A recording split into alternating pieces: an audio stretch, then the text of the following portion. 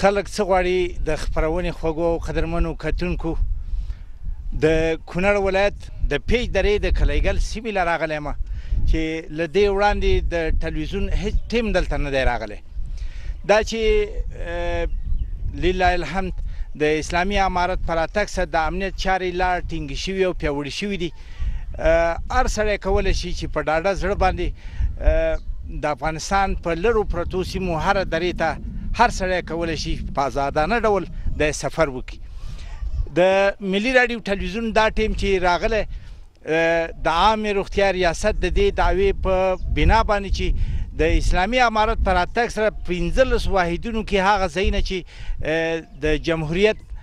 په دور او زمانه کې پکې روغتیایي خدمتونه نه ترسره کېدل د اسلامي امارت په راتګ سره پکې دغه چاره رامنځته شوې دا چې په دغه چاره کې د خلکو څومره روغتیایي اسانتیاوې خلکو ته جوړ شوي دي خلک د دغه چارې نه څومره خوښ او راضي دي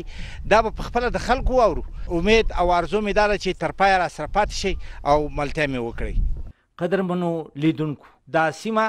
د چپې درې ولسوالۍ اړوند د کړنګل درې کلیګل سیمه ده دا هغه سیمه او دره ده چې امریکایي خاصو ځواکونو پکې خپل ژوند د لاسه ورکړه نو ځکه یې یاده دره د مرګ د درې په نوم یادوله په دې سیمه کې یوازې یوه اندازه د سړک د پراختیا چارې په تیر نظام کې ترسره شوي دي او پاتې په نورو برخو کې دلته هم د پام وړ داسې کوم رغونیز کار نه دی شوی چې د ولس د تسلۍ سبب شي دا سیمه هم د کونړ د نورو سیمو په څیر د پاکو اوبو سربندونو روغتیایي اساسي کلینیک د هلکانو او نجونو لپاره د معیاري ښوونځي او نورو اسانتیاوو بې برخې پاتې شوې ده په دغه سیمه کې 14 لوی کلي دي چې څه باندې 19,000 وګړي پکې میشت دي ځایي خلکو د افغانستان د ملي راډیو ټلویزیون د خلک څه غواړي د خپرونې د ټیم هم مننه وکړه چې تر دې دمه هیڅ رسنۍ دې سیمې ته نه ده راغلې دا لومړی ځل دی چې زموږ غږ د اسلامي امارت د چارواکو او ولس غوږونو ته رسیږي د سیمې خلک د اسلامي امارت د مشرتابه غواړي چې تر دې دمه یاده دره د امریکایي ځواکونو د مرګ د درې په نوم یادوله اوس د اسلامي امارت د دې سیمې د طبیعي ښکلا سره نورې ګڼې اسانتیاوې رامنځته کړي چې د سیلانیانو پام لا ځان ته راوګرځوي او د سیاحت د درې په نوم یاده شي اوس مهال په دې دره کې یوازې او یوازې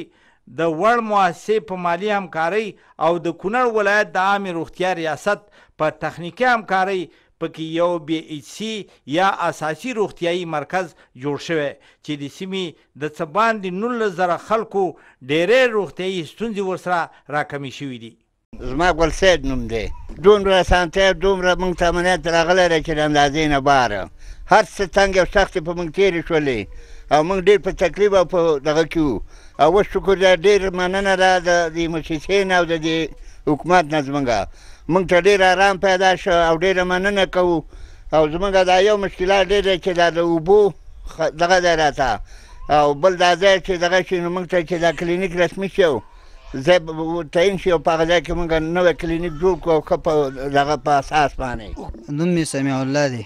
روغتیا پالان خو شته دی الحمدلله ډاکټران شته دی نارینه هم شته ښځینه هم شته دی هغوی ښه خپل محنت او خواري کوي خو محنت او خواري یوازې ډاکټر کار نه کوي چې د مؤسسې د خوا نه هغې ته د اسبابو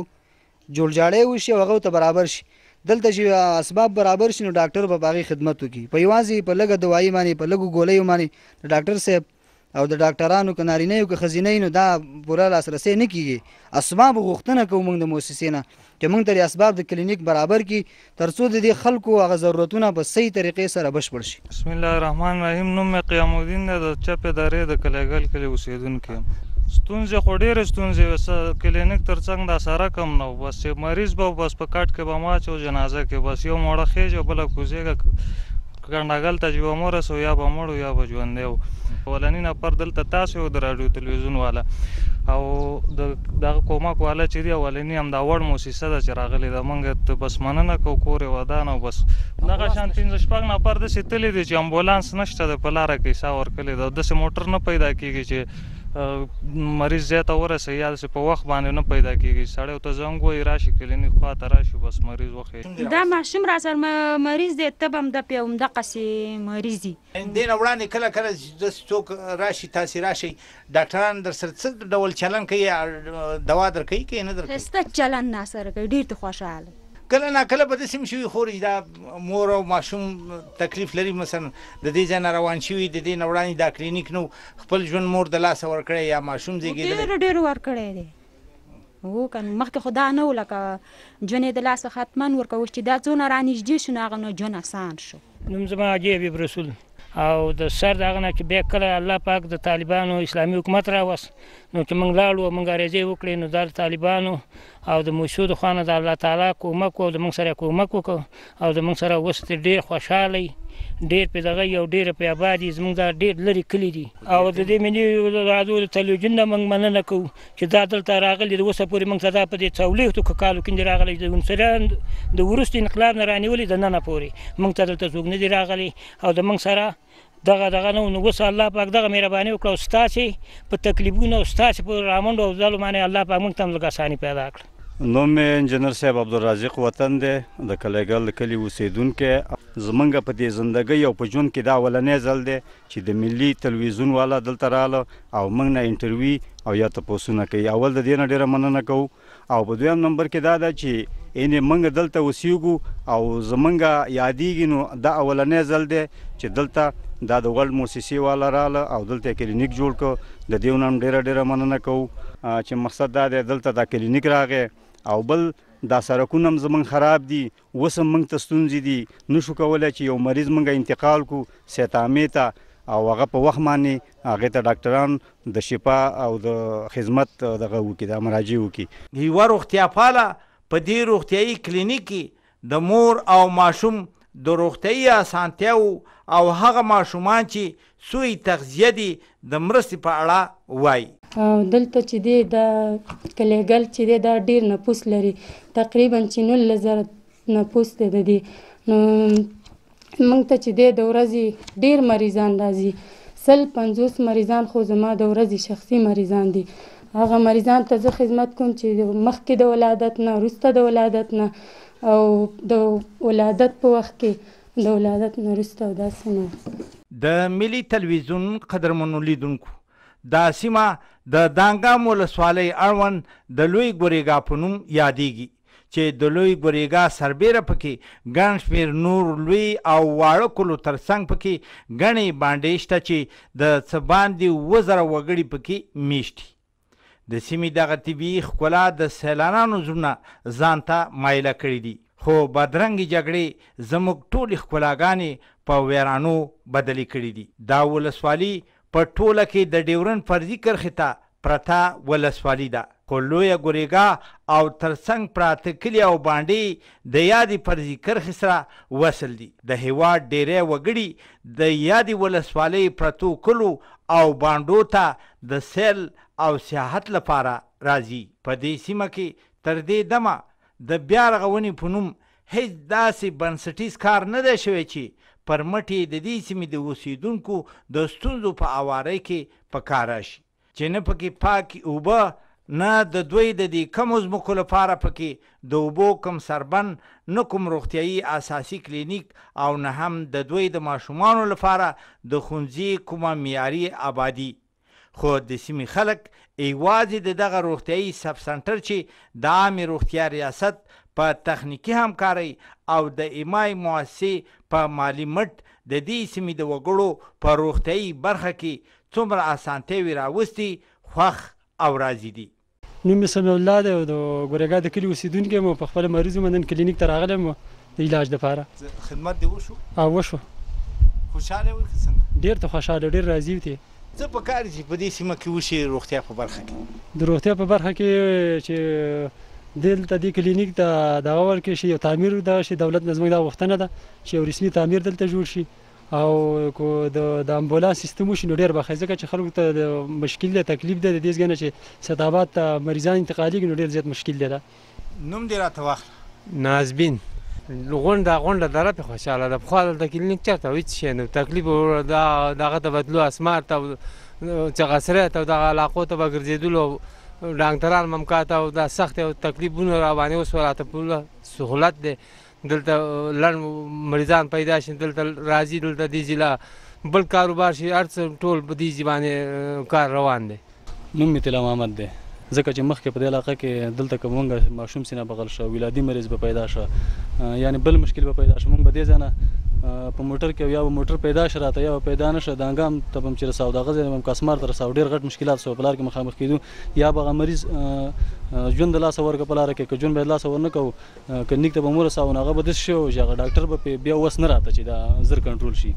نو اوس انشاءالله ډېر ښه خدمات ترسره کېږي ځکه د سوي تغذیه ماشومانو په برخه کې دغسې د سینه بغل ماشومانو په برخه کې دوا ورکول کېږي او په عادي ډول باندې خدمات روان دي ډېر ښه روان دي ماشاءالله. نوم مې برهان الدین دی. هغه ماشومان چې کمزوري پوه شولې وزن یې پوره نه وي هغه دپاره مې راوستي څه شی دلته درکوي دي لرې پرتې سیمه کې دلته چې دی شکر الحمدلله چې دی ډېر کارونه چې دی اوس اسان شوي دي. مخکې داسې زموږ د علاقه چې د غرنۍ علاقه ده دلته زیاتره ماشومان چې دی په سوي تغذیه باندې اخته دي پوه شوې کمزوري دي. اوس دلته چې دی شکر الحمدلله په دې کلینیک کې ډېر کارونه کېږي مخ په وړاندې روان دي پوه شولې او زیاتره ماشومان د سوي تغذیه ماشومانو کچه اوس لا کمه شوې ده ډېره زیاته. نوم مې محکم خان دی رقم بلحال د ګورېګا په کلینیک کې زه ولاړ یم او تاسې د راتللو نه مننه کوم. مخکې د دې طالبانو د راتللو نه زموږ کلینیک موجود نه و دلته په لاره کې موږ ډېرو مشکلاتو سره مخ وو. د دې ځای نه به موږ په کټونو کې زنانه وړلې بېدبي دي معافي هغه زنانه چې د ولادت تکلیف بې لاره د دې ځای نه موږ په اوږو باندې به په کټونو کې اخیستې نو عاجزه به یا کلینیک ته ورسېده یا به ونه رسېده یو غټ مشکل سره مخ وو. که داسې شوي وه چې دلته دا کلینیک چې نه وه موږ ته ډېره ستونزه وه او هغه ستونزه داسې وه چې د دې ځای نه به مریض زموږ کلینیک ته بل ځای ته چې انتقالېده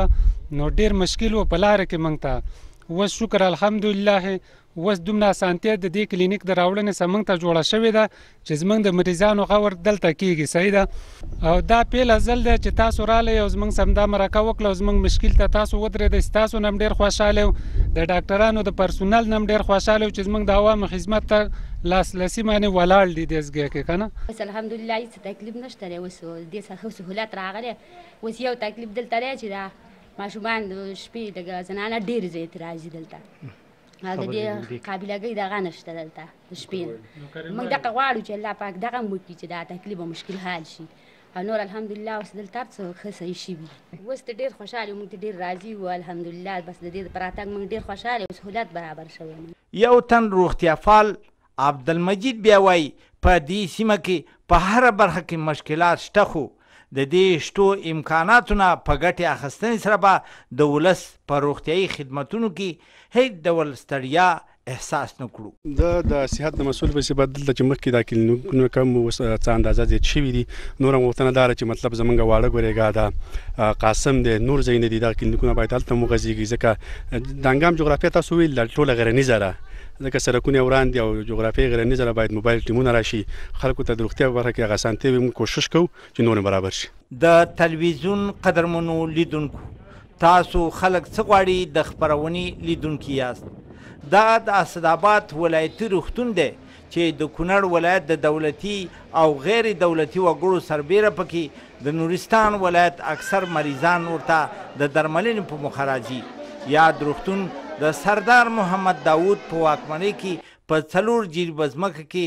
نفوس ته په کتو صرف د 10 مریضانو لپاره ورغول شو. دا دوايي د الله راکړه صاحبه او الله دې له جنتونه نصیب کړي او ډېر کمزوري او عاجزاني او دونه پیسې راته نه وي چې د 10 روپۍ مې چا نه د خدای قرض کړلی ورور او د الله د رضا لپاره کرایي مې ته وکړه بیخي کمزوري بېوسی. زما نوم عبدالله دی ولایت نورستان راغلی یم د کونړ ولایت ته د ماشومان مریض تداوي دپاره. نورستان کې لکه لار د وجې نه مواصلاتي لار ستونزې لري او بیا د دوای رسیدګي نه کېږي او داسې ورزیده ډاکټران نشته چې هغه ښه تداوي وکړي. مریض دې راوستلی او خدمت یې وشو؟ بس بالکل ښه په نره خدمت د ډاکټرانو د کور وداني بس ښه خدمت یې ورله کړی دی عملیات یې شوي دي او بس ښه دی او ګزاره کوي انشاءالله. نو غوښتنه مې دا ده چې دې دپاره یو غټ اسپتال برابر شي ځکه دا ځای کم دی ځای وړوکی دی بیخي او چې ما دا بیګاني حالات ولیدل نو ډېر زیات تنګ دی پوه شوې نو دې دپاره باید یو غټ اسپتال دا برابر شي. ډاکټر رحیم الله د اسداباد روغتون د جراحي د بستر خونو مسؤل دی. نوموړی زیاتوي چې د مریضانو خدمت ورته کومه لویه ستونزه نه ده، لویه ستونزه ورته د ځای کمی دی. تقریبا موږ په څلور ساعته په اوسط ډول باندې تقریبا په جراحي سرویس کې 80 پورې مریضان بستریږي، خو د مریضانو بستریدل به موږ ته دونه مشکل نه تر څو ځای موږ ته مشکل دی. ادارې تر نهایت حده پورې کوشش کړی دی چې دلته موږ ته ځای مساعد کړي. دا مخکې زموږ جراحي یوه غټه جراحي وه، دا یې بله نوې جوړه کړې ده، خو زه داسې وخت راشي چې 3 مریضان 4 مریضان یو بستر کې اچو او مریضانو بیروبار هم زیات دی، خو د زیات نشتوالي سره مخامخ یي. د مشرانو څخه هم غوښتنه دا ده چې هغه کومه زموږ شفاخانه چې لاندې رانیول شوې ده کوم په پیاز کې 80% 50% کارونه یې تللي دي مخکې، نو چې دغه شفاخانه موږ ته جوړه کړي، موږ په خلاص پټ باندې د مریضانو خدمت وکړو او په کلاو ځای کې وکړو، نو دې سره به زموږ ښه خدمت عرضه شي د خیر سره. د یاد روغتون رئیس ډاکټر مولادات افضل په یاد روغتون کې د 1200 مریضانو څخه تر 1500 مریضانو په مختلفو برخو کې د OPD یادونه کوي. نوموړی زیاتوي چې ډېر ځل د بستر د کموالي له امله په یو بستر کې 2 او 3 ناروغان څملوي. هغه روغتون چې په تیر نظام کې چارې 80 سلنه رغول شوي او پاتې 10% پاتې دي بشپړ شي، په روغتیایي خدمتونو کې به د پام وړ ښه والی رامنځته شي. اضافي خدمات لکه د ډیالایزس څانګه چې په هغې کې د پښتورګو هغه ناروغانو ته چې په عدم کفایي باندې اخته وي هغې ته دلته خدمات سرته رسیږي، ډیالایزس ورته کیږي، او د دې ترڅنګ په PCR شعبه چې هغه د کرونا او بعضې نورو وایرسي ناروغیو PCR ټیسټ دلته سرته رسیږي. د ده ترڅنګ اوس په دې نوو کې د مایکروبیولوژي څانګه چې په هغې کې کلچر انټیبایوګرام دا سرته رسیږي. نو ټول هغه خدمات چې د PHS په ټولګه کې شامل دي په دې روغتون کې سرته رسیږي. نو هغه ستونزې چې په دې روغتون کې موجود دي، یو خو دا چې د خدماتو د عرضې دپاره کافي اندازه ځای موجود نه دی، او په اوسني وخت کې چې آیا کوم خدمات دې ولس ته پکار دي، څومره پرسونل دلته پکار دی، کومې دوایانې دلته پکار دي، او کوم خدمات باید عرضه شي ټولنې ته، د ټولنې ضرورت څه شی دی دا په نظر کې ونیسي، په هغه حساب باندې دا مخې ته لاړ شي چې تر دې دمه پورې هم دغه مخې ته نه دی تللی او هماغه مخکیني طبعا بعضې تغییرات د شروع نه وروسته راغلي دي، داسې نه دی پاتې. طبعا دلته مثلا د ورتوپیدي خدمات موږ په اضافه کړي دي، یا د سترګو خدمات د یو FHF د پروژې نه چې یوه بله موازي پروژه ده، او په ولایت کې د کترک عملیاتونه هم خلکو سرته رسیږي ټولنې ته، یا د ENT خدمات، اما دا په دې ټولګه کې شامل نه دي. دا اضافي خدمات دي چې تطبیق کوونکې مؤسسې د په حمایه باندې مخې ته وړل کېږي، او یا د سترګې خدمات چې هغه د یو بلې مؤسسې د طرفه یا د بل پروژې له طرفه په مخ باندې وړل کېږي. اما دا واقعي د ټولنې ضرورت دی چې دا ټول خدمات ته باید اولویت ورکړی شي، انټیګریټډ شي، ځکه چې همدغه ضرورتونه دي د ټولنې چې باید مخې ته ویوړل شي. د عامې روغتیا رئیس قاری مظفر هم دا مني چې د مرکز په شمول د کونړ په یو شمېر ولسوالیو کې د ځای د کمي له امله زموږ روغتیایي خدمتونه د ګڼو ستونزو سره مخ دي، خو یا د ستونزه مو د ولایت د طریقه او هر هغه څه چې موږ د عامې روغتیا وزارت او خصوصي پانګوالو سره شریک کړي د رغونې ډاډ راکوي. تر اوسه څه زموږ په وس کې څومره ممکن خدمات هغه برابر کو. په دغه برخه کې د کونړ په ولایت کې ډېرې ښې لاسته راوړنې لرو او ولس مو د خدماتو څخه راضي دی. البته کومې موضوع ته چې تاسې اشاره وکوله، واقعا که دلته وګورو زمونږ د اسداباد ولایتي روغتون چې کوم دی د سپیس یا د ځای د نشتون د وجې د زیاتو مشکلاتو سره موږ هم مخ یو، روغتیاپالان هم مخ دي او مریضان هم د دغه مشکل سره مخ دي. کومه ودانۍ چې ګورو په تیر وخت کې د دې 80% د تعمیر چارې بشپړې شوي دي، 10% کار په دې کې پاتې دی. د تحول د اولې ورځې نه را په دې خوا موږ په دغه برخه کې خپلې هلې ځلې کړي دي. د عامې روغتیا محترم وزارت ته دغه پیشنهاد رسېدلی دی او د مسؤلینو او د مشرانو د خوا نه راته هم ډاډ او اطمینان راکړی شوی دی. موږ په دې باندې مطمئن هم یو چې وعده را سره شوې چې په کم وخت کې دغه نیمګړو پروژو باندې کار شروع کېده، انشاءالله د کونړ ولایت دغه تعمیر به په اول کې وي. کونړ ولایت د کلینیکونو د ستونزو او مشکل نه خبر یو، او حتی تر اوسه زموږ چې څومره په وس کې ده، څومره زموږ امکانات دي، هغه کلینیکونه چې ترمیماتو ته ضرورت درلوده په تیر کال کې یو اساسي ترمیمات د کلینیکونو شوي، او هغه چې نوې تعمیر ته ضرورت لري د عامې روغتیا محترم وزارت مشرانو سره مو هم شریک کړي، او هغه ډونران چې په انکشافي برخه کې کار کوي هغې سره مو هم شریک کړي. هر ولسوالۍ د ډیچ د سطحي کلینیک یا ډیچ لیول کلینیک په هر ولسوالۍ کې شتون ولري چې د دې لپاره د تعمیر هم د وزارت د خوا په نظر کې نیول شوی او خدمات به هم د ډیچ لیول خدمات وي. د کونړ والي مولوي قدرت الله ابو حمزه یاد لابراتوار د کونړ د ولس لپاره ښه لاسته راوړنه بولي او د یاد روغتون په رغونه کې او د روغتیا پالانو په لاسنیوي کې د ولایت مقام د هر راز همکارۍ او هڅو ډاډ ورکوي. دا د کونړ د ولسونو لپاره د کونړ د خلکو لپاره یوه لویه لاسته راوړنه ده. د دې په شان به انشاءالله نور خدمات هم وړاندې کیږي. نو په دې کې به کوشش کوو چې د موږ په وسوسونه خدمت وي. انشاءالله موږ د خپل ولسونو د خلکو ډاکټر صاحبانو د ټولو په خدمت کې به یو. ملي ټلویزیون قدرمنو کتونکو د راډیو محترم مینوالو، تاسې په کونړ ولایت کې د روغتیايي خدماتو هغه چاره چې ولس لاسرسی نه درلوده په اسلامي امارت کې هغه چاره تر ډیره په ډیرو ولسوالیو کې روغتیايي خدماتو ته لاسرسی پیدا شوی دی. خپرونه همدغومره وه چې په کونړ ولایت کې هم چمتو کړې وه. امید او ارزوم دا ده چې خپرونه مو د پام وړ ګرځېدلي. تر بلې خپرونې چې یو ځل بیا ملنګ سلیم د خپل همکار اسماعیل ساده ستاسې په درانه خدمت کې حاضرېږي. تر هغه درنه اجازه غواړي. پاک الله مو مل، ښه وخت، د الله پامان.